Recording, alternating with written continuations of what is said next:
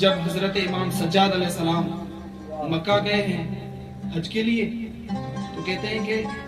مولا وہ کعبے کے غلاف کو پکڑ کر گریہ کر رہے تھے، تو حضرت طاؤس یمانی مولا کے صحابی کا حضرت طاؤس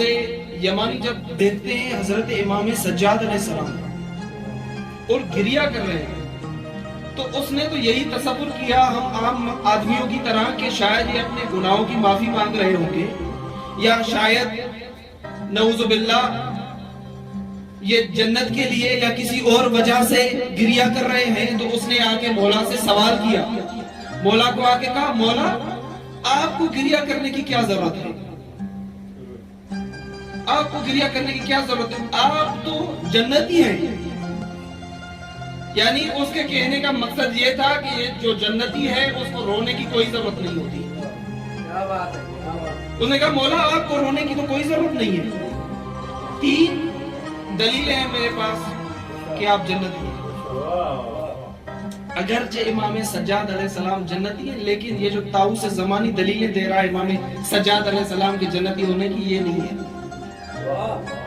طاؤس یمانی کہتا ہے کہ پہلی دلیل آپ کے جنتی ہونے کی یہ ہے کہ آپ کیا ہیں، پسر رسول خدا ہیں، آپ رسول خدا کے بیٹے ہیں، اور یہ ہو نہیں سکتا کہ رسول خدا کے بیٹے نعوذ باللہ جہنم میں چلے جائیں۔ امام سجاد علیہ السلام بہرحال کچھ دوست بعد میں آئے کہ میرا موضوع یہ تھا کہ امام سجاد سے جو سوالات کیے جاتے تھے ان کے زمانے میں تو امام سجاد ان کو جواب قرآن سے دیا کرتے تھے، تو امام نے اس کے جواب میں یہ کہا کہ تم نے اگرچہ صحیح کہا ہے میں پسر رسول خدا ہوں لیکن تم نے قرآن کی وہ آیت نہیں پڑھی جب خداوند متعال نے حضرت نوح علیہ السلام کو کہا یا نوح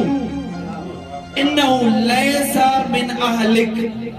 اے نوح یہ جو تمہارا بیٹا ہے، اے طاؤس یمانی یہ جو تم دلیل دے رہے ہو کہ میں پسر رسول خدا ہوں یہ میرے جنت میں جانے کی دلیل ہے، تو یہ پھر خداوند متعال قرآن میں کیا فرما رہا ہے، یا نوح انہو لیسا من اہلک، اے نوح یہ تم میں سے نہیں، پھر بعد میں ارشاد فرمایا کیوں نہیں، انہو عمل خیر و صالح، یہ تم میں سے نہیں کیونکہ اس کا عمل عزیزان محترم اگرچہ رسول خدا سے نسبت بڑی فضیلت کا حامل ہے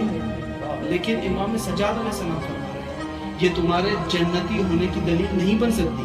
اللهم صل على محمد وآل محمد